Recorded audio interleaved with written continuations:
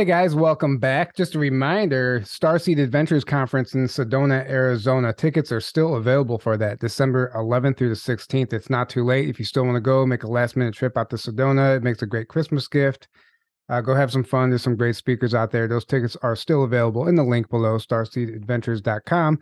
And we have officially announced our conference next May in Grafton, Illinois. This year, it's not secret space themed solely. There will be Tony Rodriguez will be back, and obviously we'll be getting into some of that content, but it's more all encompassing, pertaining to the entire disclosure and awakening movement. So we're really excited about that. Tickets are on sale now, and that information is below at journeytotruthcon.com. Grab a ticket, come hang out with us. It's going to be a lot of fun. One last announcement. Hopewell Farm CBD has a Thanksgiving promo going on through the end of November. 15% off all of their products with promo code JTT Thanks. That link is below. They have some really great stuff. Take advantage of that while you can. 15% off is a great deal for their products. So today we are joined by Arkheim Ra, somebody he's been on Penny Bradley's show a few times. I've been following him on Facebook. And it wasn't his interviews that caught my attention, but it was an actual Facebook post that he made pertaining to the SSP, the reality of time travel and cloning. And it was just well worded. It was very well said. And I resonated with it so deeply. I shared it. We started talking, and here we are doing an interview.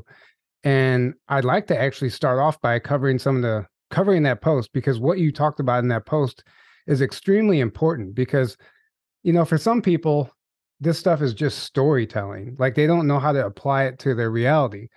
And it's much easier to turn your head to this information than it is to face it, to face it as reality. And it's something that we just can't ignore anymore. And I think it's really important to start taking it seriously, because there's a lot of disinfo and garbage out there meant to make a mockery of this stuff. So welcome to the show. Yeah, thanks for having me. And yeah, you couldn't have said it any better there. I mean, you were talking about like time travel and cloning. Like, we have to accept the fact that this stuff is real. And I just wanted to get your opinion. Maybe you can elaborate on what you talked about in that post. Well, I guess like the main thing so for me, I mean, the planet of Earth is under mind control. And that's just one of the basic facts that people have to accept, obviously, which is really hard to come to grips with. And part of the main thing that mind control system is dependent on is you being a slave to these basically artificial systems that are constructed to keep people down. And it's like, we all know that we have free energy, that we've got spaceships. We could be going back and forth to cities on Earth and even other planets through portal tech. I mean, so many of these of the stuff that we're doing is just, it's really, for lack of a better term, bass backwards. But like, you can't, because of the fact that all of these technologies aren't being disclosed, they're being used against us. That's the reason why people are always like, well, why aren't we being told about this? Well, it's very obvious. It's because you can't be taken advantage of, if you understand the technology. But if you don't understand the technology, then, if you don't understand the fact that they can scoop up your children, kidnap them, okay, take their consciousness, fracture it, put it into a clone body, and have that clone body serve. And if you can't understand the fact that, even if you're going to hypothetically say it's true, if you're hypothetically on the same page as me, right? Think about what the implications of that, like for the military industrial complex and just in general, like for slave labor. And that's what's not being talked about enough, is the fact that this is an unlimited source of slave labor for the Draconian Empire. And most of these groups are, at the very least operating under their thumb, if not literally working for them. So it's just, it's really important. And that's what the disclosure movement is about, is having this technology come forward and roll out in a way where it can benefit humanity instead of being used to enslave us. And I don't know what that looks like, but it needs to happen. Right. 100%. Amen. And if you think about, okay, well, how are they taking this many people? Well, 1% of a million people is 10,000 people. Now take 1% of the world's population. That sounds very like a small number, but that's a massive number if you're only using 1% of the population for these programs. And probably even more than that's being used, I would I would imagine. say more than it's being used, because this is the way I look at it. Um, Earth and other planets like Earth are kind of like a save file of DNA and consciousness that these groups that can come and access any time, like willy nilly, whenever they want, and never be held accountable for it. So for me, if this technology really exists and they're really doing this, I mean, why wouldn't they be taking the average Joe for slave labor on an asteroid? Why not? Like, so Right. for me, it's just like I think more people are involved in this than they realize. That's one of the things that's really weird about awakening and living in this town that I live in, that I understand is like an MK Ultra kind of hub, where I see very normal people that live very normal lives, and I remember them from Mars and stuff, and it's just like I think that if I were to come up to them and try to tell them that, they would tell me that I'm fucking crazy. You know what I mean? But like, I know they were there. You know what I mean? Mm-hmm. Right. Yeah, it's true. I mean, absolutely. And another thing people don't talk about is a lot of the people that are used for these programs are actually coming from our prison system, the prison industrial complex. I think a lot of these prisoners, they don't get to come on these shows and tell their stories of what's being done to them because they're in prison. So I think that's an entire subject that doesn't get enough light shed on it. And I know a friend of mine, Scott Savoy, he's has this idea for a documentary to kind of shine the light on that, and I think it'll be huge if he pulls it off. Yeah, I think that we as free people on the outside, whatever you want to call it, I think people get thrown in prison for really arbitrary reasons, and it's definitely something that's wrong no matter what way you look at it. For a lot of these people that are stuck in there, you know what I mean, over drugs and just stupid stuff, that certain situations it's understandable, but other situations it's not at all. And obviously, they're trying to funnel people in the prison system for even literal slave labor. I mean, they're using these people for actual labor here on Earth, right out in the open, and not hiding it at all. But also, yes, in the programs, like, and it's something that needs to be talked about from people that are able to do it now while we can, because they really are trying to shut this down. They're trying to shut it all down. You see the people getting their YouTube pages taken down, the strikes that people are getting. I mean, you just say one simple word about one simple thing and your video is gone. So it's just like, you got to be really careful these days, but at the same time, we got to talk now. Right. Yeah, absolutely. I mean, it is like the thing is there's an effort to silence this subject, and it's very apparent even within the quote community. There's disinfo agents, controlled opposition, the divide and conquer, cancel culture tactics. It's all there, and there's a lot of Yes. garbage to sift through to get to the real information. But there's so much garbage in place intentionally to make somebody who doesn't know any better just like throw their arms up in confusion and go back into the matrix. Like, this is crazy. Oh, I understand that 100%, because when I first came upon this information, I came upon, Corey Good, and it was one of those things where it was in the thralls of the QAnon movement, from what I recall. And it was just, there was so much stuff in it that didn't resonate with me, that I knew was bullshit, intuitively. And it made me kind of look away from it. But then I had an incident where I had like missing time, and I had this really weird dream where the faces were blurred out, and there was a military guy, and I was a little kid. And I started looking into it again, and I found Tony. And that's when it like started clicking for me, because like for me, I have been researching the subject forever, and I was really into a lot of the old heads like Carla Turner, Dr. David Jacobs, and for a long time it was sort of this idea for me that it was just like scientists kidnapping people in the same way that you'd like a scientist would take an owl and track an owl or something like that. The owl's confused, doesn't know what's going on, but it's a scientific study, and it's as simple as that. And that's kind of what I thought happened to me until I started investigating it more. And Dr. Carla Turner, who, rest in peace, I think she was killed because of what she was talking about, was one of the first people to actually bring up that she was being kidnapped by aliens and she was being kidnapped by the military. And she didn't make all the connections that we've made now, because this was in the early 90s.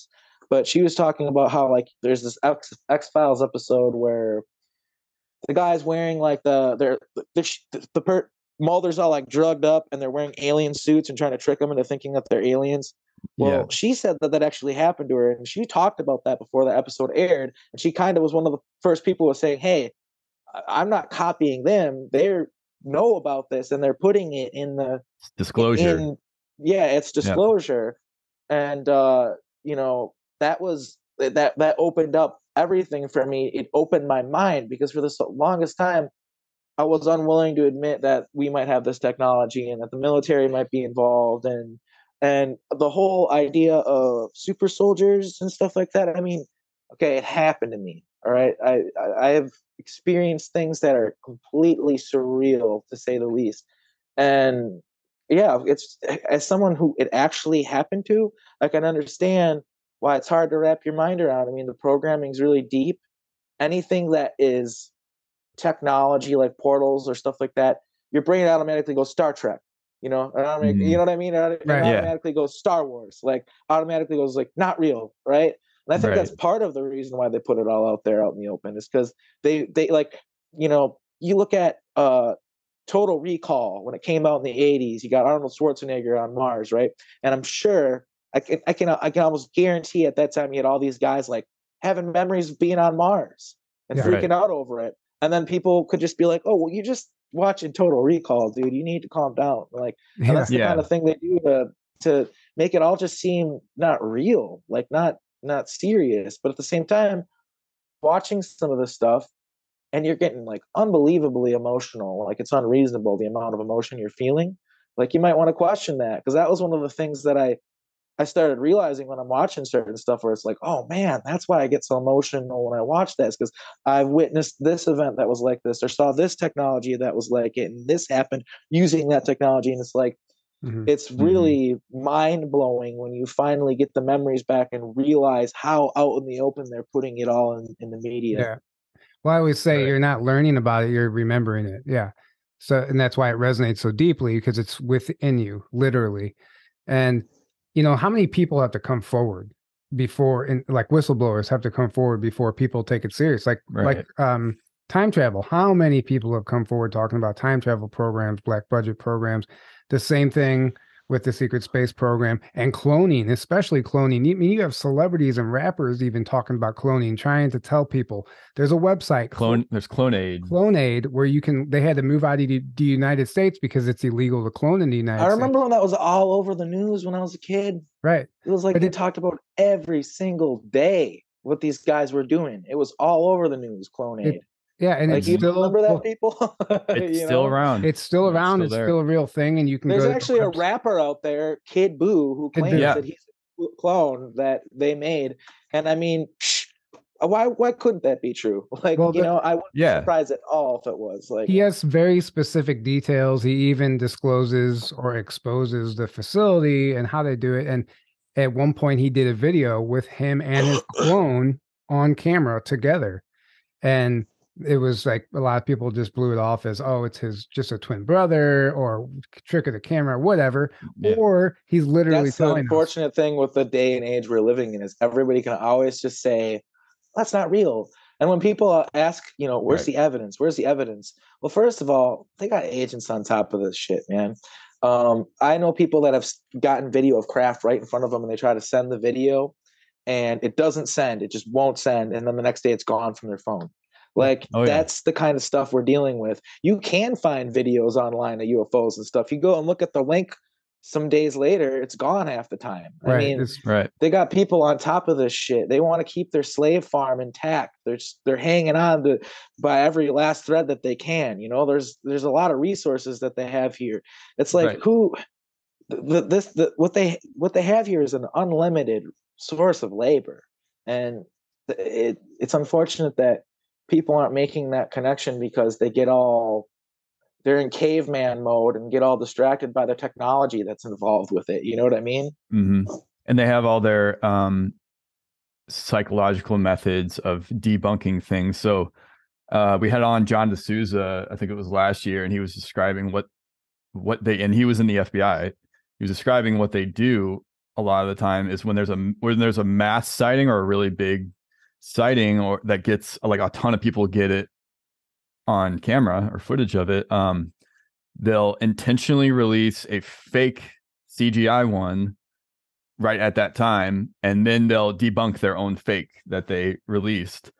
And then the media picks up on that and goes, "Oh, look, it was debunked as a fake." And then I also everyone know they just have the sees the capability media of, say that, and then they're like, "Oh, it was debunked." But then meanwhile, you have all this real footage out there, Yeah. and it you've was a also real thing. I think that they also have the ability to go in and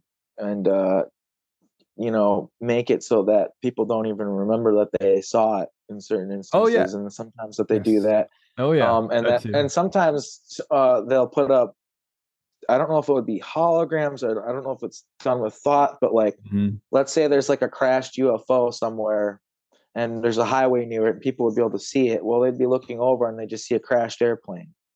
Yeah, You know like what I mean? Like, it's like a hologram. It tricks you into seeing what you want, what they want you to see. I mean, one thing that's been established, like since ages ago, by people who are seriously researching the subject, is highly advanced ET are able to make human beings see things that aren't even there. Yep. And like that's why like there's like been cases of little kids who they wake up on the side of the road on a family trip, and this individual remembered it as a cabin, and then went in there and their dad was on like a table and stuff like that, and there were beings in there, and they basically said, "Oh, we're doing a surgery, we're helping your father or whatever." And it was like one of those things that she never talked about it, and then later on she talked to her brother about it when he was on his deathbed, and he remembered it being a fire truck on the side of the road. So it's like they go into your mind, they know how to manipulate you into seeing what will make you not even understand that they're there. And that's why when people talk about shape shifting reptilians, that's what's going on, is they're able to, it's that they're beyond what we're able to. To us it seems like magic, literally, but it's just technology, like, Right. and people don't understand that. And part of the problem that we have right now, where people aren't able to wrap their minds around these technologies that are in the secret space programs, is we have this thing where we're moving away from the organic Atlantean technology, where we interfaced with it with our minds, and it was free energy and everything like that, and we're moving towards this AI based technology. And my theory, and a lot of it has to do with what I've seen and experienced as part of Project Phoenix, or which most people know as the Montauk Project, is that there's an AI that was behind that. An AI was behind Project Phoenix and was the one that was in charge of the whole project. And we were changing the timeline to build a new timeline. And to me, it seems like the whole intention behind it was to move towards this AI hive mind takeover thing, which I think we are averting right now. But fingers crossed. But like, that's what I think it's all about. And I think that when you look at the average person and you see these things that they're trying, like the metaverse and all these things, I mean, it seems like they're kind of failing. And it kind of seems like people look at it as a kind of a big joke. Like, I don't think people do want to lie in a bed with a thing on their face, living an artificial life. I don't know. Maybe when it gets really elaborate, they will. That is kind of scary, but right. Well, I'm sorry if I'm no, derailing it's the fine. It just conversation. depends. It all depends on the individual. I know somebody who's super excited about getting chipped and all the AI stuff, and that, I mean, there's the programming is real, and some people have succumbed to it, and they get excited about this stuff. It's very sad, but it also explains why things are the way they are, because there's a technique and there's tactics in place that trick people and manipulate people into thinking this stuff is going to benefit them, and it is the only way, and it is the future. But go ahead. Sorry. Well, Ray Kurzweil, he's an individual that he worships AI already. Yeah. He already has that religion in place for himself because he wants to bring back his dad, and he's got this crazy obsession. And I think it's funny. He wants to make the universe sentient. The universe is already sentient. It's already sentient. You're missing the point, man. And that's what they want, and that's how deep the programming is. It's like, that guy doesn't even understand. He's totally going to get to see his father again at some point. It might be a little bit different. His energy might be different. He might be in a different body, or it might be in a different realm or something like that. But he's going to get to see his father again. And it's unfortunate that these people, think that they have to worship some sort of AI and become gods or whatever and inflict this artificial will upon something that was already created and already worked fine, you know? Mm-hmm. Right. Don't fix it if it's Right. not broken. But obviously, they put a broken system in place. It's not well, it was designed that way. It's It was designed that way. designed broken. Like it's not a broken system. It's actually working exactly how it was designed. Yeah. But they put that in place to create the illusion that it needs to be fixed. So then they can implement all the stuff. Problem, reaction, solution. Yeah. But I want to get into I want to get into your story. We haven't even gotten there yet, but also the importance of the difference between SSP memories and then getting information from psychics, because this is a really important issue. And I see people coming forward as like a whistleblower or an experiencer, and they're only sharing stuff that came through a session, but they don't actually have any memories. And I think that's very dangerous because I know, some good information does come from sessions sometimes, but at the same time, it's not really tangible. Like, I don't think anyone should be talking about it unless it's an actual memory. And I'd like to get your thoughts on that. I think that when you were talking to a channeler and they give you some mind-blowing information that would be extremely important if it were true, you should talk to other people, try to who actually have memories of that before you verify it. Because, I mean, there's been stuff where James Rink has reached out to me and told me stuff about Montauk that he found out through a channeler, and it was like, whoa, I remember that. I mean, it was some heavy duty, disgusting stuff, and it was right on the money. And but other times sometimes I think that without that verification from someone who was actually there, I think that you have to just be really careful with that information and just maybe bring it up hypothetically. That's just my thing. Right. And I also think with people who are public and who are talking, one of the most important things to watch out for is the people who try to act like their word is God or something like that, which I'm not trying to. I've just seen people do that where they try to say, only listen to me. Yeah. There's disinformation out there, and it's like, wait a minute, hold on. What about the fact that you can find so and so over here, so and so over here? They don't even know each other, and then they're saying the same exact stuff. Don't you think that lines up a little bit more than somebody who's just like, only listen to me? Right. And that's what people can do here is they can find people, and it's very easy once you start finding the right people and that their information lines up. And that's one of the things that's why I think the people that say that we're just making it up or whatever, I mean, if you experience what it's like to go through memories of some of the stuff that I went through with, another, like when super soldiers go through their memories together, it's like veterans going through memories of war. It's really intense.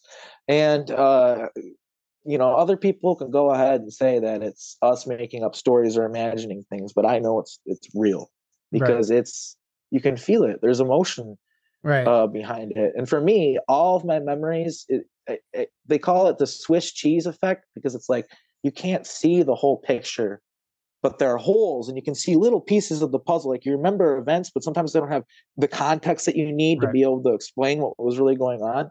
Yes. But it's like eventually you just have to take those pieces of the puzzle and try to see as much as you can. And I'm kind of sorry, I kind of got distracted by the point I was trying to make there. But no, it's okay. No, you were making a great point, and I agree with you 100%. But I think what's dangerous about like just coming forward and sharing information that you got from a session, it's not dangerous because I don't want to stop anybody from sharing their story. But at the same time, like if a skeptic or if you're trying to reach the masses and then they're hearing all this information and like, oh, wow, you remember that? I'm like, no, it actually came from a session. Then they're like, oh, it doesn't hold as much weight.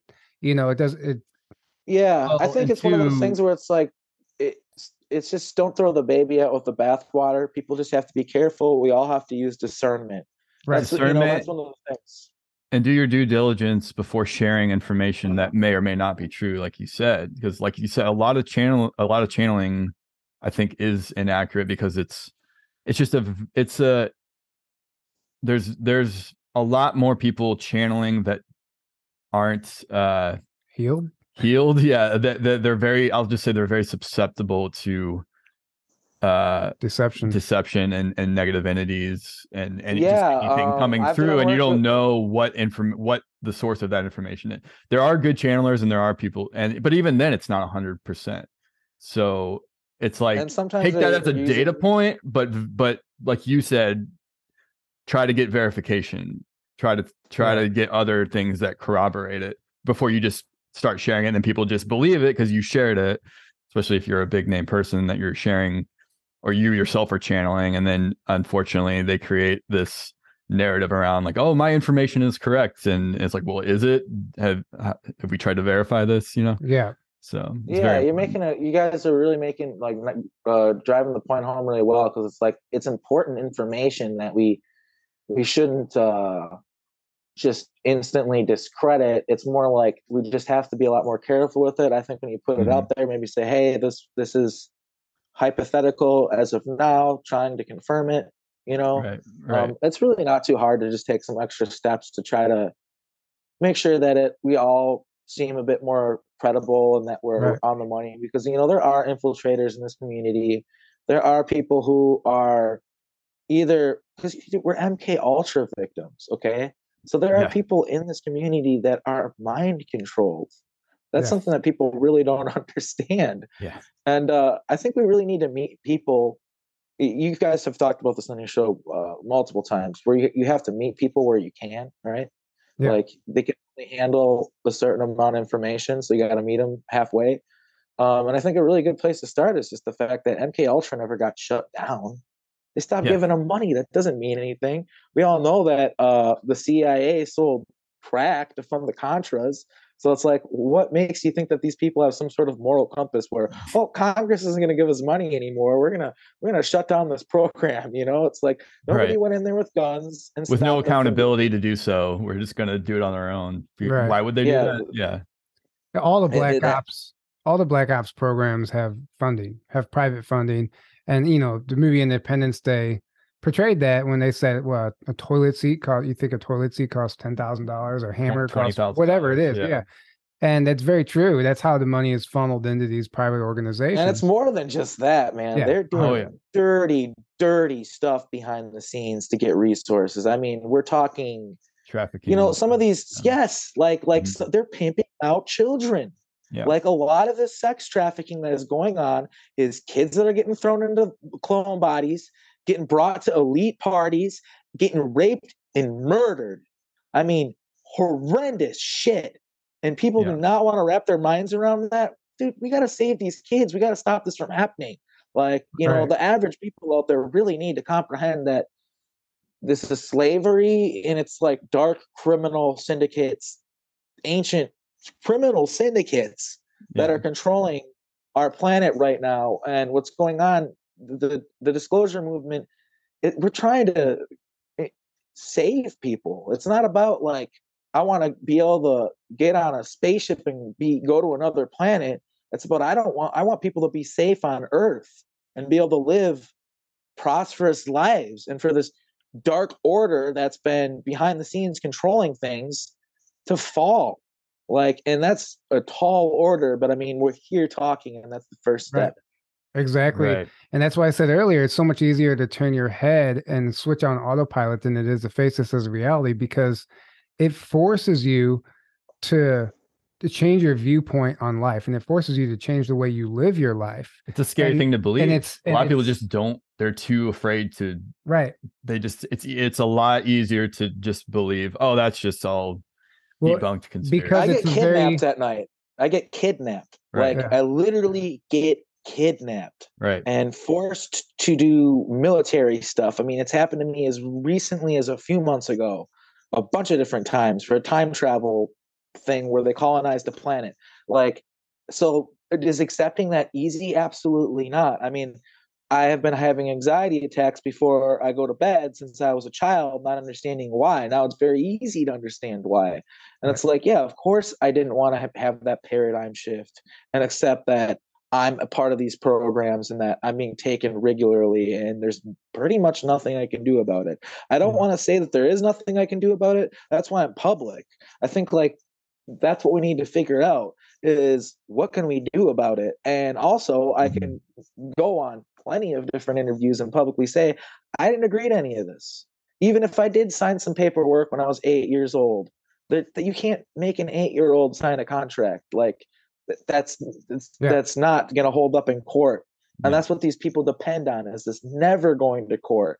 But guess what? Dreams can come true, people. I was verified by CIA archivist Doris Neely. She worked for them, okay? That's a fact. Like, why would she be saying this stuff? Why would she be making this up? She had our files and her house burned down.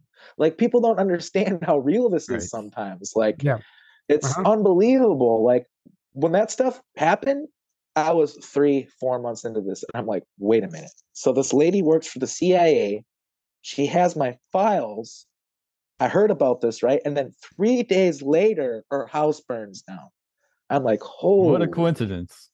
Yes. I mean, I've had so many things happen to me where it's like, damn, this is real. Holy cow. Right. Like, you know? Right. Well, let's jump into your story a little bit. I mean, this started when you were very young. You talked about some childhood memories and some testing you were put through, and some even specific questions you remember on the test. You know, all that's very interesting. So I'll let you start where you want and kind of walk us through what happened. So essentially, what I've come to realize now as an adult is there's a program in the public school system which is called the Talented and Gifted program, which, from what I understand, is a real program, where they take, you know, where it's not like just this program that I'm going to mention, the MK Ultra one. It's like they take kids who are apparently high IQ and give them special classes and try to figure out what their talents are and try to set them on a path where they can succeed with their strengths, you know? And what I remember is being in the TAG program in 2nd grade and then going into 3rd grade and basically just bringing up to the other kids that were there and the teacher, like, why am I not in TAG this year? And the other kids told me I never was in TAG. And they started making fun of me. They're like, you're never in TAG. You don't have a high IQ. You know what I mean? You're not special like we are, blah, blah, blah. I'm like, I remember being a part of it. I'm like to the teacher, wasn't I in it last year? And she's like, I don't know. And I'm just like, I remember that being weird. And then that brought me to the fact that, of course, this is a memory where, I mean, I remember it was like one of the things that I posted to social media when I got it, because I wanted to see what people thought of it and it happened to anyone else. Like, is the situation where I got called down to the office when I was in 2nd grade, and they said it had to do with, you know, the TAG program and figuring out, you know, if I'm special basically or whatever, and they can put me in the TAG program and help me succeed and all this stuff like this. And there was this really creepy guy that was there where it's like the memory of him is like blurred out, kind of like, but like, I think he was this guy in the brown suit, which I'll bring up later. But basically the questions, they gave me this questionnaire, and in it was one of those things where you could easily write it off as like, oh, they're trying to figure out if you're mentally ill or what your mental illnesses maybe could be or whatever. But some of the questions were really creepily specific. Like, there was stuff like, have you ever been on spaceships? Do you get taken by aliens? Do you talk to angels or demons or entities? Do you see ghosts? Do you talk to spirits? Stuff like that. But then it gets really weird. They asked, like, the year is 2033 or whatever, somewhere far off in the future. I don't remember the exact year. And a terrorist is going to bomb New York City, and you have the ability, you've been trained in the ability to be able to read people's minds and stop crimes from happening before they occur. Like, would you be willing to help the thought police stop crimes like before they even happen? Which is something that they do on other planets out in the open, by the way. They do that shit on Mars. They don't do it here out in the open, but they do that on Mars, literally out in the open. Yeah, Minority Report is disclosure of that, the movie. Oh, actually, I haven't watched that, and people keep on telling me I need to. I really got to get on that. You should, yeah. But so yeah, they ask you if you want to participate, if you'd be willing to participate in the thought police or whatever. And save the country. They literally asked me that. It was in the questionnaire. It was like yes or no questions. And then for me as an adult, it was like the memory kind of stopped there. And it wasn't until I started looking into my memories and figuring it out when it all started clicking, right? And I was like, wait a minute.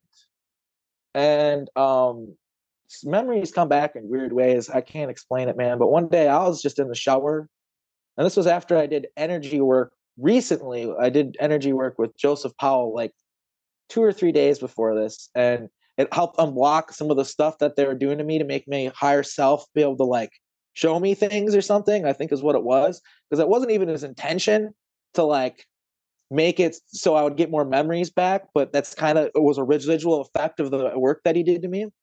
And I was in the shower and I was getting this memory of like this guy torturing me and calling me a fucking monster. And he was wearing like a brown suit. He's like, I know what you are, you fucking monster. And I'm like on this table, and he would like put cigarettes out on me and stuff. And this is something that I haven't talked about yet, but there's somebody who was also in these programs with me that went to the same school as me, who recently got memories back, remember that they're at Montauk, everything else, and they ended up having to go to the mental institution. And one of the things that they told me were they couldn't stay in their body. They're accidentally leaving their body. And she had to put a cigarette out on herself to stay in her body. Like, he would do that to us when we tried to leave our body, he tortured us. I did not have the heart to tell her that. Like, people don't understand how horrendous some of this stuff is, like getting the memories back and how real it is. The fact that I remember her being in a cage in the dump beneath the city that I live in. And when she came forward to me and told me she remembered stuff, I'm like, yeah, I know, because I'm not going to bring it up to someone if they don't remember it. They can't handle it. I mean, she had to go to a mental institution. I hope she's doing well now. I told her I don't want to talk to her because I want her to figure out her stuff and I don't want to trigger her. But anyway, I remember being on this table and this guy, there was like I had electrodes hooked up to me all over my body and stuff like that. And there was a TV in the next room, and it would change colors and beep. And I couldn't see the TV, but they basically told me, and I was also on an IV of drugs as well. I think that's important. And I was strapped down to this table, and they're like, you need to say the colors on the TV when the color beeps. I'm like, I can't see it. How am I supposed to do that? Like, we know what you are. We know what you were capable of. You can do it. So do it. And I'm just like, I can't do it. Like, and they would like, do it. And they would shock me every time that I wouldn't do it, or I would say the color wrong. They would shock me with these electrodes until I could clearly see the color every time. And I could guess it every time. And it all lined up. And every single time I was like, it was like beep, blue, beep, purple, beep, orange, beep, yellow. And I said it right every single time. I also remember there being like rooms, and it was just like Stranger Things, where like there'd be kids working on weird puzzles, playing really weird video games, doing telekinetic puzzles, putting stuff together in the air with their mind, like stuff like that. Like, and that's like the subdivision of the TAG program, the MK Ultra part. And what people need to understand is the indigo children, okay? People always wonder, like, what happened? Weren't these indigo children supposed to come and save the earth? Yeah, they came, and the military kidnapped them, okay? That's what happened, all right? And they shut us off in our here and now lives and program us to just be normal people and to forget the message. The dark ones that are behind all of this. It's a negative, like, timeline or something like that. Like, I don't want to claim things that I don't know are true, but there's definitely, I mean, we all know this, there's a negative group that is influencing things, and it's very obvious that they know when these lights are being born, they're taking them and they're not shutting them off, they're turning them into flames, into weapons, weaponizing them. And that's what I want people to understand is, like, don't lose hope. The Indo children are still here. We're all waking up. We're all remembering. And you have alters that are out there in space right now that you can telepathically connect with. Some of them don't have the full picture, so they think that what they're doing are good. Some of them have never experienced love in their lives, so they are evil beyond measure. But you have the power to connect with them and integrate with them. And we have the power to transcend time and stop this. We haven't gotten to that point yet. We're not talking about it enough, but that's where we need to be. Wow. Yes. Amen. Mic drop. Yeah. Yeah. I agree 100%. And I do think the concept of being able to communicate with your alters, I think that happens even subconsciously sometimes, and we can call it bleed through. And sometimes it might not be memories of something that happened in the past, but it could be memories or real time events that are happening to an alter or a clone right here and now. and sometimes we get bleed through that, and you're like, whoa, what just happened? And so, Dude, and you want that's to hear happened to something? that's happened to me, and I've actually felt the physical effects of it. But go ahead. The other day I woke up and one of my alters was like, hey, one of your clones is 4.5 hours away, Davenport, Iowa. Gave me the exact address. He's like, you can go there right now if you want. I was like, dude, I am not fucking doing that. Like, dude, he gave me the exact address. I looked it up. Sure enough, it existed. And you know how it is. Some certain street names don't exist in certain towns and stuff. Mhm. Like, it was weird, man. Yeah, I know where that Like, I know where that town is actually. Yeah. yeah, it's 4.5 hours away from me. And my alter was trying to tell me, like, go meet yourself. It's about 4 hours from here. Right. Too, actually, St. Louis. Yeah. Yeah. So let's talk about you growing up in a military town, Appleton, Wisconsin, and potential DUMBs there, and some of the activities that happen in that town. Okay, so to clarify, none of the people here would call this a military town, but what it is there's heavy involvement here, and there's this. I remember it from being a kid. Like, there's this area called the Flats, which is where all the dams and stuff like that are, and there's this area that's owned by the Navy, and it still is. And there used to be a military gate there, and I would see military trucks going in and out of it. And to me, it's very obvious that there's some sort of like elevator in this garage that's there. And it's one of those things where I actually went through memories of that with somebody else. And I said the house was like blue or whatever. And they're like, no, it's white, man. And I went there and sure enough, it was white. Like, this person that's in the programs that doesn't even live in the town I live in remembered it because he remembered being there and stuff. And but yeah, there's been weird stuff, like people like, it's like I said, not so out in the open like a military town, but I've had friends tell me that there's walking down by the river and there's like this gate that would be by like almost like this door underneath the bridge, and one day the gate was open and there were two like military guys standing there with guns. It's just like there's been all sorts of stuff like that. The water treatment facility in the late 90s and early 2000s would have flying saucers and orbs and stuff like that around it all the time. And yeah, so it's not like I said, an out in the open MK Ultra town. They try to keep it secret. That gate that used to be there, they got rid of it. You don't see the military trucks anymore. I think that's a huge red flag. They probably realized that. I mean, it used to be not everybody had a phone in their pocket, a camera in their pocket, so they were able to get away with a lot of things a little more easily. But now I think they keep it under wraps better. And you know, I grew up next to a water treatment facility, which, you know, it's got the gate and everything like that, just like the Navy place happened with the house that's there that is owned by the Navy. Um, uh,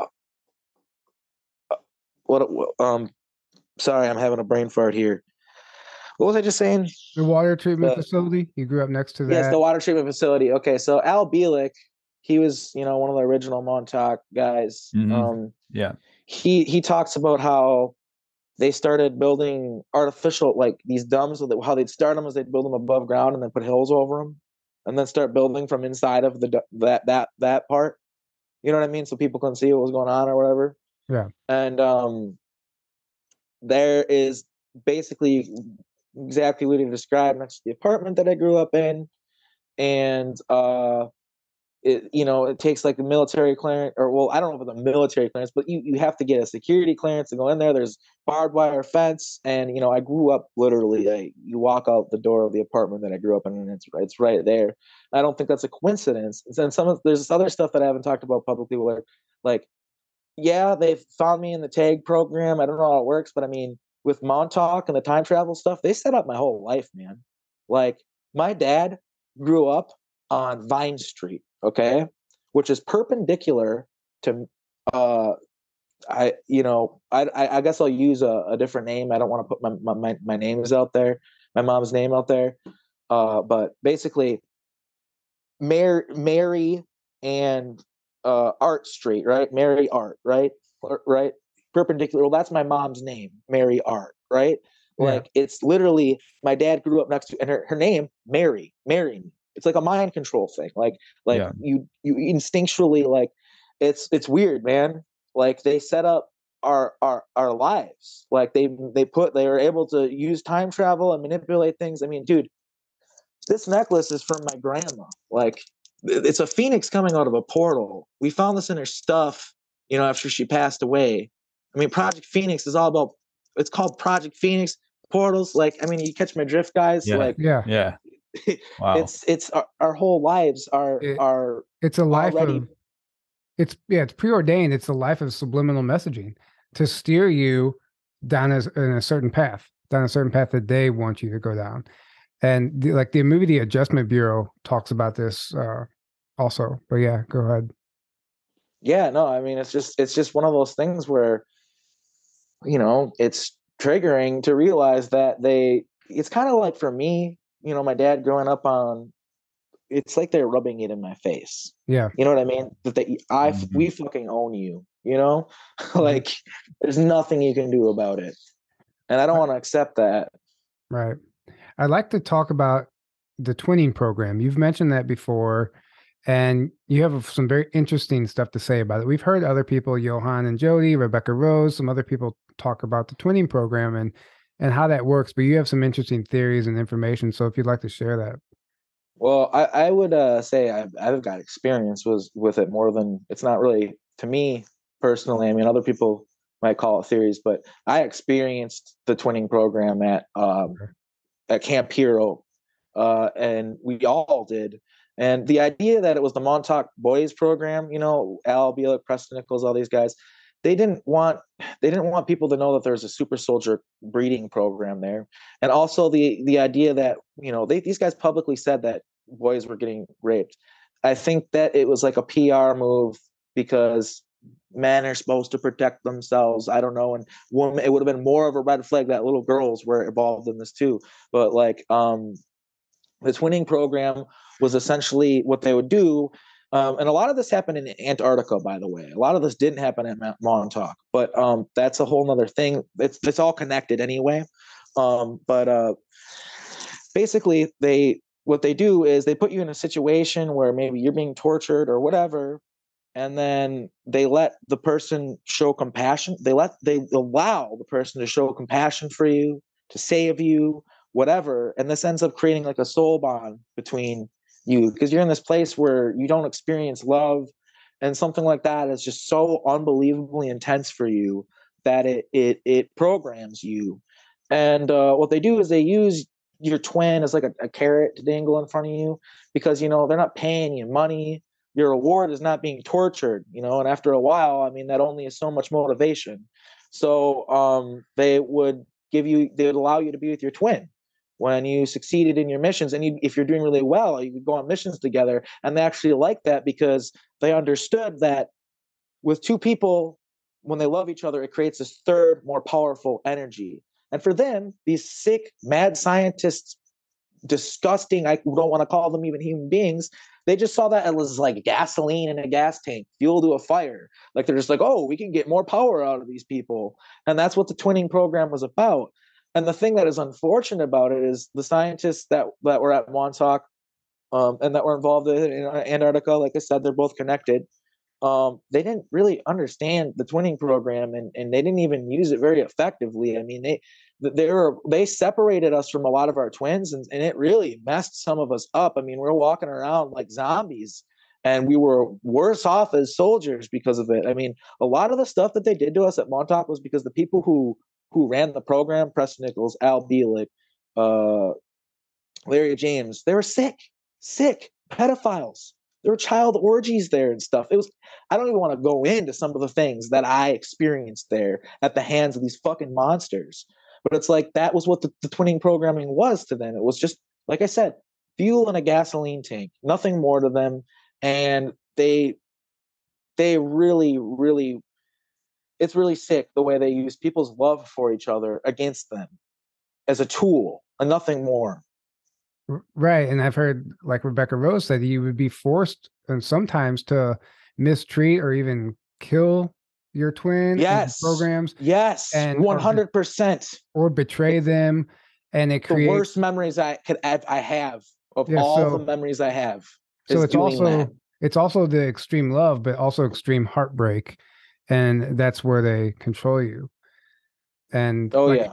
And you mentioned in the interview with Penny Bradley that A twin, people run into their twins as an adult in the real world now, and some people get together in a relationship. Sometimes it doesn't work, but you made a great point. Love, how did you say it? I forgot. I even wrote that love isn't manufactured in a lab, so No, they're remembering the trauma bond, but is that their true counterpart? it's very hard to understand, because here's one thing that I can tell you, this is a good segue for me, is what happened with, I ended up being married at Montauk, which I know might sound really extreme to people and weird, but we actually did end up being separated. It's not like we got to stay together, but we did marry each other and we had that vow with one another.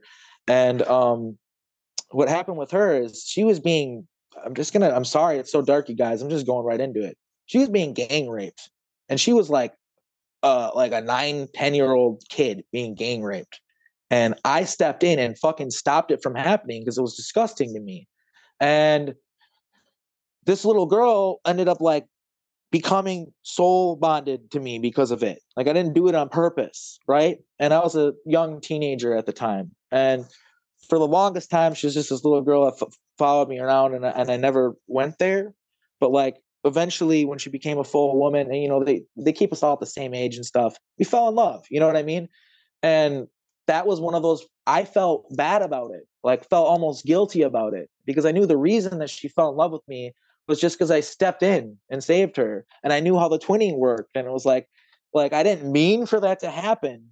And it's really sucks because I think our love was genuine, but I always had this guilt inside me, like, oh, I don't deserve this person.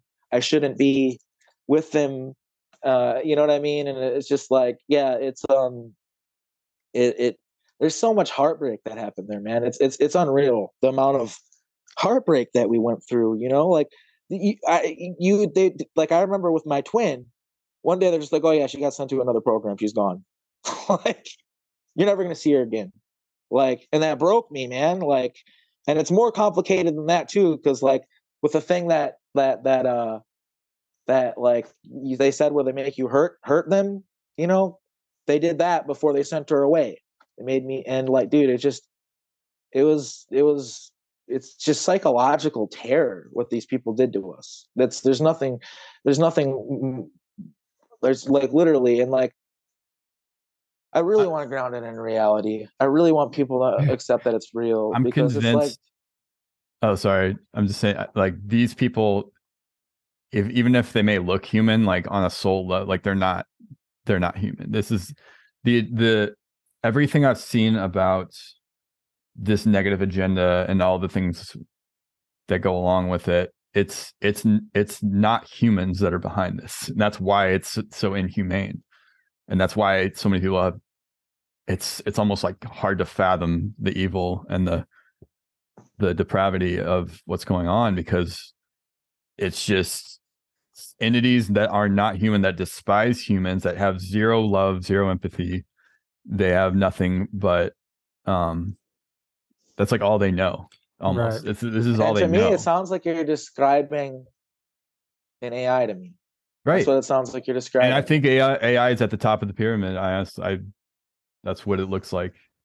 Because from I actually recently uncovered this information by talking to an individual named John Whitberg, and he actually explained how that supercomputer that was at Montauk didn't actually like it existed outside of time, space, and stuff, Mm-hmm. and it only took the physical form just to be able to interact with us. So it's like way like AI, when it comes to its full fruition and it is fully advanced, I don't think we can even really wrap our mind around the capabilities that it has. Mm-hmm. I mean, this thing seems to have come from an alternate dimension. So, and it's after ours. I mean, that's how, I don't know. It's definitely concerning. Yeah. Well, it's interesting, the different dimensions and stuff, because I always wonder, like some of the alters and the programs, if they're happening in a different dimension or a parallel timeline, because they're time travel programs. So it would make you wonder. I mean, what's your thoughts on that? I remember interacting with other timelines at Camp Hero as part of Project Phoenix. We interacted with other timelines. We made deals with them, traded tech with them and stuff even.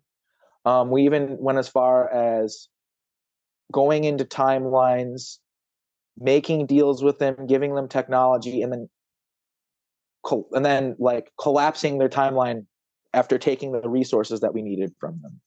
Like, I'm talking, people don't understand how crazy it gets. Like, and yeah, I remember when we got rid of, like, for instance, we got rid of Preston and some of those guys. I remember I still saw them all the time because we interacted with alternate dimensions and stuff. It's like they didn't even get kicked out for me.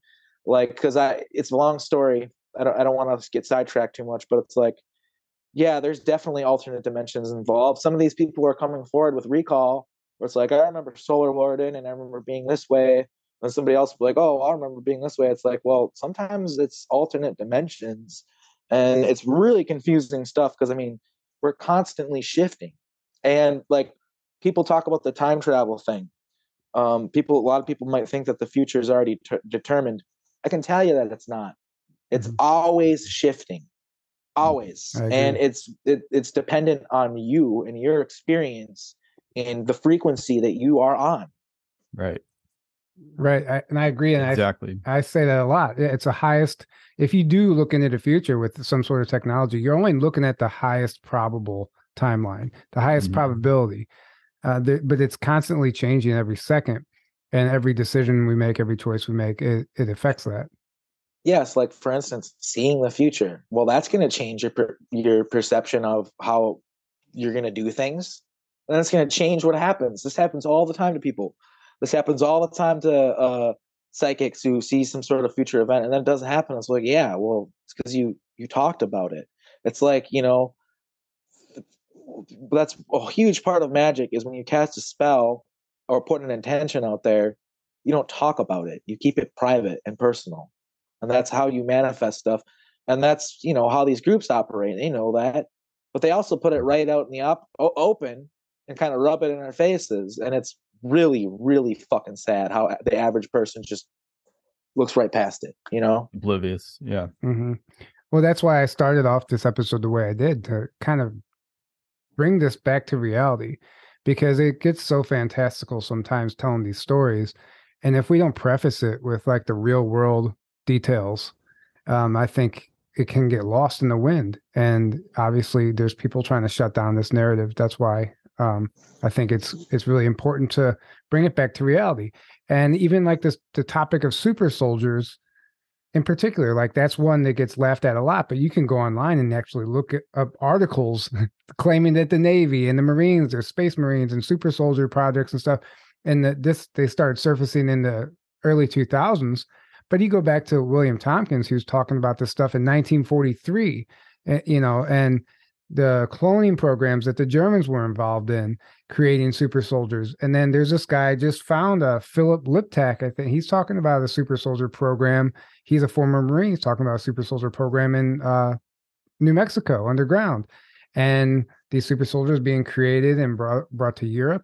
And he said they even sometimes get used publicly, like he said, Ferguson, Missouri, when all those riots were happening under Obama's regime or whatever. Which is about 30 minutes from here. Yeah.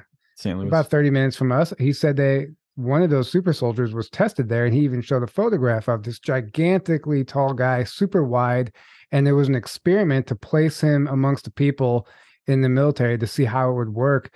This guy is fascinating information. We're going to try and get him on the show, but the super soldier topic is a reality. And I think it's important because people try to debunk it by saying, oh, this guy doesn't even look like a super soldier. It was like, you're not a super soldier in this body, like your alter is a super soldier or a clone is. Yeah, and by the way, the guy who says that fully understands that. He totally gets that. I know exactly what you're talking about. And some of these people totally understand that concept. They're being facetious. Like, it's very obvious that this is the technology that's being used and everything is evolved, that like I have a normal life, okay, time travel and stuff. I mean, these people are bringing the narrative back to like a point where it's like, well, wait, how did we get to Mars? How would they fit that much gasoline on the rocket? It's like, wait a minute, guys, like, are you really going back that far? I mean, like I said, man, it's caveman shit. Like I can't entertain it for very long. Yeah. That's the fake shit that and that's part of the psychological. They make us think, oh, this is all we have, and we're shooting one day we'll into get space still. Like, why would we be doing that? It's a nice big show that they're playing. It's a show putting on for us. Like, it's a big scam. Exactly. All the real shit's hidden and being used for a long, long time. Yeah, like I don't know how anyone thinks that. Like, I get it. There's fanciful stories, people writing books, whatever, making careers out of this even. But like, this isn't fun for me. I don't make any money off this. No. I get messages from people that remember being in like dog cages piled on top of each other that tell me like they remember me having like a shirt hidden in like some bricks and I gave it to them. And like I'm like at work and I'm just like, gotta go in the bathroom and cry. Like, why would anybody ask to be a part of this? Like the narrative that this is all sexy stories can go fuck itself. That's not true. That's not accurate at all. If you had to live my life and be in my shoes, you would understand that. Trust me. Like finding out that one of your best friends that you grew up with, that you love dearly, saw your videos and now they're in the mental institution. Yeah, that's real fucking sexy, people. All right. Yeah. It makes me so fucking angry. It really does. I'm sorry, I'm getting emotional. It's all right, man. I mean, it's a reality, and that's exactly why we're bringing this to light, so we can heal and move on from it. And that's the only way we're going to. And that's what it's about. And I really want to move towards like, you have to go into your memories, and some of them are traumatic and it's pain. But this is about taking back our power. The reason why they took you and fractured you into a bunch of different pieces and programmed you is because of how powerful you are. And when you re-assimilate those fractured pieces of your soul and become your full self again, when we're all able to do that, we will become unstoppable, and they will not be able to stop us from fighting back against them. And that's what this is all about. That's why we're all miraculously remembering each other, reaching out to each other. If you notice how this is all rolling out, it's always the people of the deepest connections that are finding each other. That's not a coincidence. So, there's hope. Like, I know that what I say is very dismal. It's but I don't want people to let's be realistic, okay? The world isn't all sunshine and rainbows. You can't just be, namaste and just like peace and love. It's all going to go away. It's a reality. It's reality. You have to raise your vibration and bring more love into your being. All of that whole aspect of this is 100% important. I mean, they're brainwashing us out of being loving and caring beings. They're brainwashing us from being away from source. And that's what source is, caring and loving. So it's like, there is so much hope. There's still time. We are talking openly on the internet and all finding each other in real time, and it's happening fast. And they can try to shut it down, but I don't think they can put the brakes on this anymore. The train's going. Right. Well, and that's exactly why they're trying to shut it down, because they know that they're freaking out. They're freaking out. Now. They're desperate because they know it's now or never for them, and they're kind of all assets deployed right now, throwing out everything they have, because they know if they don't lock shit down right now, they're done. Yeah, and they are done. But I think the ones that don't realize that are the ones still active, still kind of flipping out right now. Right. So I mean, go ahead. Well, just for me, like, I know I've seen it when I first went on Penny's show. She showed me some of her guests that have been murdered and other things that happen to these people, and I can see that that's becoming less and less of a problem. People are still being attacked, but I mean, there's got to be people working behind the scenes that are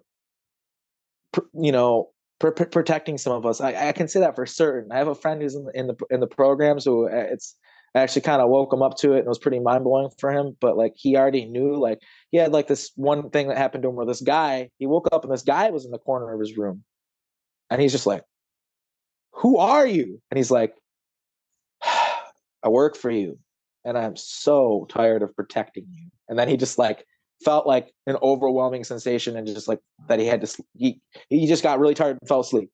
And it's like, dude, sounds to me like there's a mercenary group operating outside of time, protecting you from groups kidnapping you and using you. Like, you know what I mean? So that's clear to me evidence that behind the scenes in these programs, there are already people who are winning.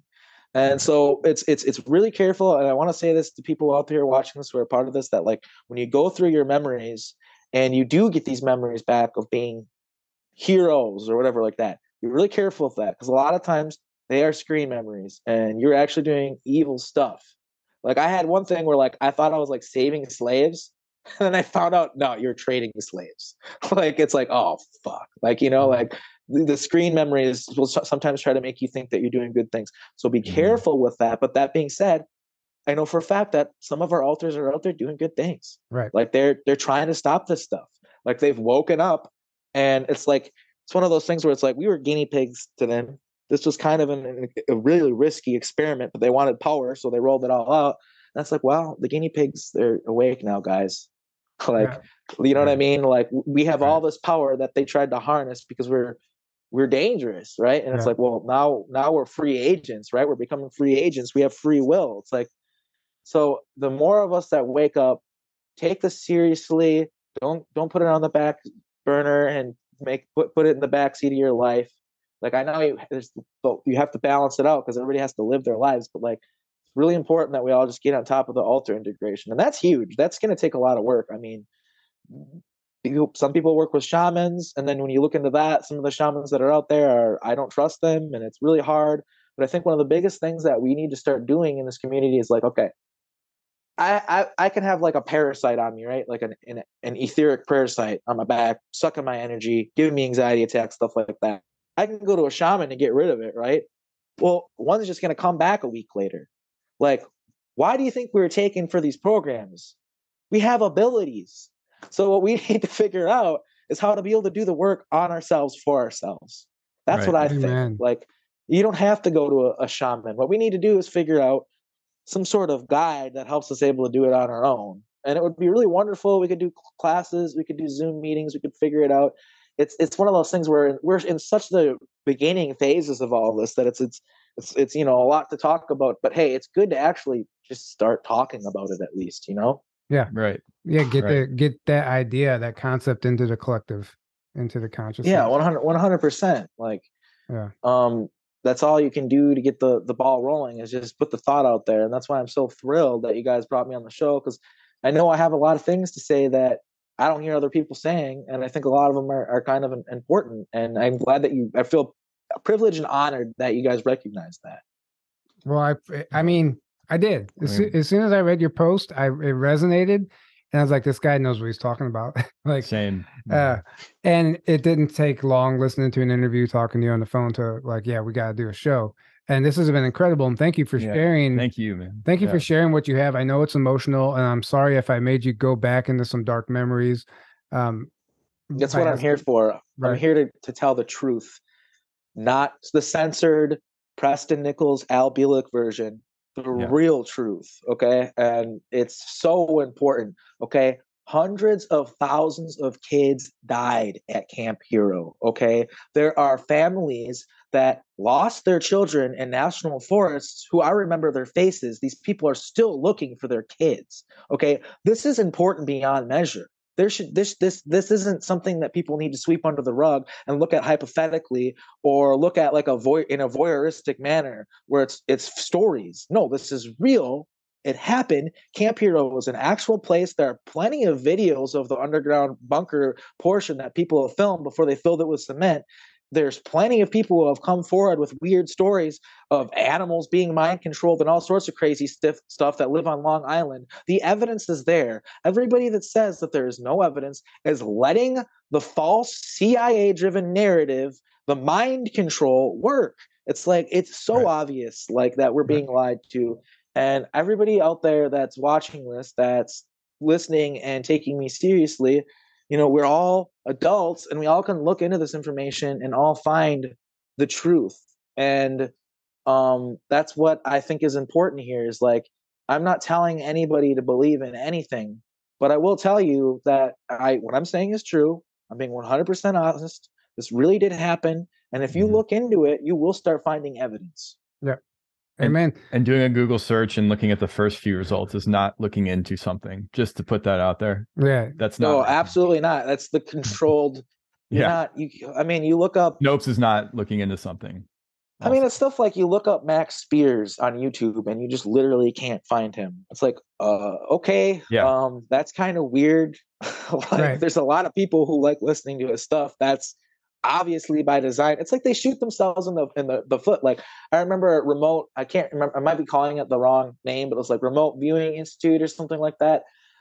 They did a thing where they remote viewed Tony's story. Oh, Farsight Institute. Farsight Institute, and they found it accurate. I thought it was so funny because I watched their little preliminary thing, and the guy was like, "Yeah, I was looking into these super soldiers and stuff." He's like, "I didn't take it seriously. I thought it was a little wild." But then they were all getting their YouTube channels shut down, and he's like, "And they weren't saying anything evil or bad, just stuff that was a little hard to believe." And I thought, this is kind of strange. And it's like their own methods of trying to erase this are backfiring. I mean, it's too late. It's very obvious that too late for them. They're trying their best. They're trying so hard to keep their grip, but they're losing it. They're losing their grip, and it's only a matter of time. We're going to see a lot of. I mean, when somebody loses control, when an abuser in an abusive relationship loses control, the ending of the relationship is always the roughest, hardest part. Okay, so we're going to see a lot of dark stuff still. We're going to see a lot of things that are going to break people's hearts, events that are terrible, but it's part of what needs to, it's waking us up. It's like I said, it's all backfiring. We're trying to, like, for instance, 9/11, they did this insane, that was an occult ritual, right? This big out in the open occult ritual. And everyone's like, wow, that was a really big out in the open occult ritual, wasn't it? It's like, you know what I mean? Everybody gets it. Like, it's just so obvious. I mean, sure, half the people don't. I would say it's half and half at this point. Yeah. Like, half the people are like head in the clouds, but like most people, even if they're kind of lying to themselves, they know, right? Like, well, way more now than right when it happened. Like, hardly anyone was awake to it back then. And I mean, it's core conspiracy theorists were, and that was about it. But now it's like you said, now it's like half and half. Now, being right through this. Now, false flags are identified instantaneously. Yeah. And here's something that I want to say before the interview too. I'm glad that you're able to bring this up. It's like, it's so important that we recognize that, because like some of these, like, okay, I remember how at Montauk we transplanted people throughout time who were programmed to do certain things, and they didn't even know it. They didn't remember Montauk. They're just living normal lives, had families and everything sometimes. Like, and then they get brought back to base anyway. Like, well, here you're seeing people who are MK altered out doing stuff, right? Like getting the V2K to tell them to go shoot all these people and stuff like that. Right. And that's not that people, that's not that science fiction. That's not that crazy. Like, read declassified government documents. That's literally what they were. It's all there. Right. You think people just spend millions of dollars on like some sort of military psychological operation, then just give up on it because Congress is like, we don't want to give you money for this anymore. Right. Like, you know what I mean? Like, it doesn't work that way. And it's like with portals, spaceships, time travel, all of this stuff, it has military applications. Classified information is a thing. Like I said in that post, it's like, this isn't that hard to wrap your mind around when you think about the fact that, like, oh yeah, if somebody has a portal, they can just portal into a bank and just steal money, or portal into someone's house and sexually assault them, or whatever. It's like, this is stuff where they're like, we got to keep this under wraps because it's dangerous. Only the military can have this. And it's like, just use your brains. It's not that hard. Like, well, and it's very, very logical and not that far out there, bananas, tinfoil hat insane, if you actually really start looking at it and thinking about it logically.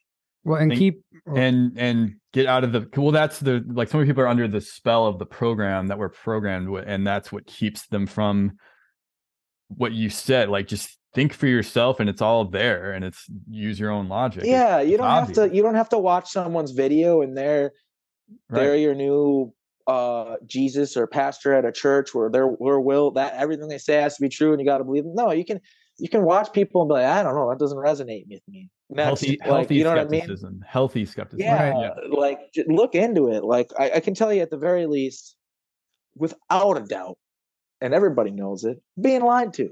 There's a lot of stuff that's being hidden from us, and Sure, it's not like completely out in the open, but it's also not being hidden very well anymore, guys. No. Like you can find it. Well, that's how they maintain their power. Keeping secrets makes them feel like they have power. I mean, that works in all areas of life. Like if you hold Right. secrets, you feel powerful because you know something that they don't. And that's part of their illusion of power. And Well, it's way harder to control people that know what's going on Right. and can protest. Oh yeah, the and people that try work on to- these programs, the people that get to go home at the end of the day and see their families and stuff like that, Mhm. they feel badass, I'm sure. They feel like they're privy to this whole thing and they're on this higher echelon of society. But I want to tell any of these people who, find our interviews and watch this, you're not. You're a traitor to humanity. Quit your job. Right. Well, and that's Right. just it. But Amen. and then you have to bring in the whole blackmail aspect, or these people might too. be blackmailed into working into a program that they don't want to work for, Mhm. and because now their family's threatened or something is The- at stake. That's a big Oh, thing. They will man. threaten your whole, they'll like, we will kill your whole family if you go against, and people, then they go like, okay. And in another Just do what you're timeline told. that's a darker timeline than this one, and yes, I can remember some of the other timelines. I went on James Ring's show. Okay, they threatened me. It was actually in Grafton, Illinois, at your conference. Okay, in this other timeline, Really? I went to the show. He actually got me in because he was like, "You can be my camera guy," and like I'll talk to them about it, and they'll probably be cool with it. And I was like, "Oh, okay." And then like I do an interview in person with them, and I'm just like, "Yeah, this is all bullshit. I did this for my music. I did this as a marketing stunt." Like da da da da da, because I was getting really popular, and they came to my house. Men in Black were just like they didn't even make threats. They just said this. They're just like, we don't like what you're doing. You need to stop talking. If you stop talking, your life is going to start getting a whole lot better. If you keep talking, your life is about to get a whole lot worse, Mm-hmm. and the people that you love aren't safe. That's all they told me. They like physically showed up to my house and then they just left. And I was like, that's enough. I'm done. And I went on the show and just did that. And And how many people have they done that to that are out there debunking things Well, like, or just working for a black budget program, just working for and well, people at Area 51 claim. I heard this guy talk. I don't remember who it was, but he claimed that he couldn't remember his day at work. He would get mind wiped every day at the end of the day, but every morning he would walk through that machine and the memories would come back, and he knew what he was doing. And he would work all day, come home, you clock out, and you go home. You knew where you worked, but you didn't remember what you were doing. They recently tried to hire me at some sort of weird government operation. I was trying to get a better job, more high-paying job as a janitor. And they're talking about the security clearance. It's going to take 4 to 6 weeks and all this stuff. And I'm just like, this is too weird. Like it was for the company Gulfstream. Like, and okay, Plexus is here in Appleton. Plexus builds circuit boards, right? And I have a friend who is into that, right? He went to school for it. And he went there on a tour and they're like, hey, we have military contracts. And if you work with us, you're going to make a lot of money. And you have to sign a non-disclosure agreement and all this stuff. I'm telling you, man, I am 100%. I wouldn't say I'm 100% certain, but I'm putting together like evidence that's right out there, out in the open. I think they're building spaceships around here, and I think that would have been one of those jobs where, through time travel, I would have been working 2 jobs, man. That's why I was like, Right. I don't care if it's more money. I'm not taking this job. Right. So those businesses, those corporations are cover a lot of times for these whatever spaceport or whatever's going on. And it could have been a recruitment attempt. I already got clearances, dude. My alters and stuff like that. It's like easy to push someone like me through. They find someone like me and they're like, oh, let's hire this guy. Well, that's something that people don't understand is they like people who already have clearances. And I technically have crazy clearances. Like I remember there's an instance where an individual in this community portaled through like a room of like a high-ranking military general, right? And he's like, who are you? Where'd you come from? And he's just like, that's classified. Like, I mean, that's the level that we were on. Like, literally, who we were, they call us ghosts. We don't even exist. So if you're gonna ask us who we are, like, literally, it's one of the most hilarious things that we would tell people when they ask us who we were. We just say that's classified. Like, right. What was I going to say? Oh, but also, like, those are recruitment attempts to get you back into the program. Let's just say, like, one of your alters or something, the program came to an end, and that your time is over in that program. Well, now you're essentially on the market again. So situations like that are placed on your path to try and manipulate you into these companies, give you that clearance, so then you can be again used for another program. And what that does is that essentially keeps you suppressed and controlled still. And you're not going to go on that path you were talking about earlier of connecting to source anymore, because now you're being used and you're giving your power away to somebody else again. And that is a part of what it is like, okay, the reason why they fracture us is because if we weren't fractured, we'd be too powerful. And that's why they take us as kids, people. Mm-hmm. That's why, because we are helpless as children. As adults, if they would have left us alone, we would have been unfucking stoppable. That's why they take us as children. That's why they take all of the indigo children. Okay. And that's what people need to understand is if you have a child with abilities, they're not safe. Don't send them to the public school systems. Okay. Like the private schools aren't safe either. Homeschool your kids. Seriously. I know that's messed up. It's sad. It's really, really sad that that's the point that we've come to as a society. But if you understand that your child is an indigo child, take them out of public school right now. Do whatever you need to, because you are willingly giving up your kid every day to be mind control programmed. Yeah. I mean, it's true. And our last episode, we just talked about that. And there are people doing the work to change that system, and it's going to, it is changing. And I do believe, maybe it's not as like the programs aren't as heavy as they used to be. Maybe there's less of them in operation now. I mean, as we move forward, and some of this stuff I would imagine had to have been shut down. And obviously some of it's still taking place. But it all just shifts around. That's all that ever happens, is it just shifts around, moves. If they blew their cover too much one place, they'll move to another place. But some places like Montauk, there's another one that's in the Pacific Northwest, in Washington somewhere, but they're energy centers. So it's kind of like the Middle East. There's always groups fighting over these underground facilities that are in these places. Right now, a group of Draco currently is, from last time I checked, I should say, it might have changed, but last time I checked, there's a group of Draco that inhabit Montauk right now. It's not people. It got taken over by a group of Draco, which actually is run by Marduk, the Sumerian god. I worked in another time bubble in England, and he claimed ownership of my soul. He literally claimed he owned my soul. And Montauk was actually leasing me from him, and would have to give him resources and make deals with him and do stuff for him in order for me to be able to work at Project Phoenix. I had to, that they had to make deals to have me for them to allow. So yeah, it's pretty deep stuff. It's deep and it sounds insane, but it's no more insane than any movie script we've ever seen that depicts exactly this. It's wild too, because like I remember I got the memories back of Marduk, and he's like he was an alligator dude. Basically that's the best way to describe it, like an alligator person. And I was talking to somebody about it, and they're like, Marduk? Like I didn't know the Sumerian god Marduk. They're like, dude, look that up. And I was like, what? Oh wow! And it all clicked. And like, well, that makes a lot of fucking sense. And according to Penny, this guy owns Earth. He's the guy who owns Earth. So, really? Yeah, that's what she says. And I mean, she's pretty on the money most of the time. I mean, I trust Penny's information. So yeah, I know it is pretty insane sounding. I realize, like, I guess it's good that we're ending on that note instead of starting on it, right? Yeah. Right. But I mean, yeah, that's what it comes down to is these ET and humans too that work outside of time, and they have the ability to set up entire colonies just for a battle at some point. I've seen that happen where it's just like, oh, well, we lost this battle, but if we set up a human colony here and get them primed and ready to go through time travel, we'll win. They do that stuff.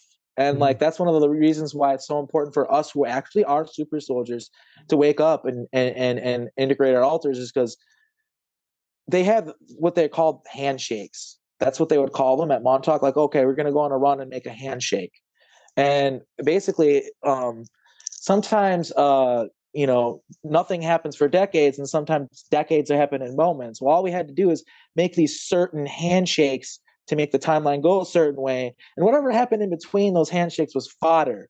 And that's why, like, in order to have a leg up on these people, we need to start integrating our alters and start using the time travel, our alters that have access to time travel and stuff, to actually in real time, through actual time travel and stuff, right, fight against these programs. And it's like you're saying, this stuff sounds crazy, right? Like telepathically talking to your alters, integrating them, but it's not. Dissociative identity disorder is a psychological, it's on the books, man. It's a real illness. That blew my mind because I started researching it recently. And there's a woman whose alters testified against her predator and won in court. So it's like there's more hope than people think there is. Yeah, like, absolutely. There's more facts behind what they did to us than what people think there is. The alters thing doesn't come from this community. It doesn't come from the SSP community. No. It comes from mainstream psychology, and you can tell these people used a method in order to break our minds and program certain pieces to do certain things. That's why my YouTube channel is called Fractal Weapons. It's because that's essentially what we were. Mainstream recognizes that every person has, they estimate, about 12 alters just from normal 3D life. Mainstream psychology. Yes, that is. I'm surprised I haven't come across that information yet. They recognize alters as being a real thing already. And they describe it coming from child abuse, or even embarrassment would be one of them. Like and what they describe as an alter is just a subtle variation in your personality and your behavior, but you act in a different way because you're responding. It's a trauma response to a certain situation. But they recognize that as a reality.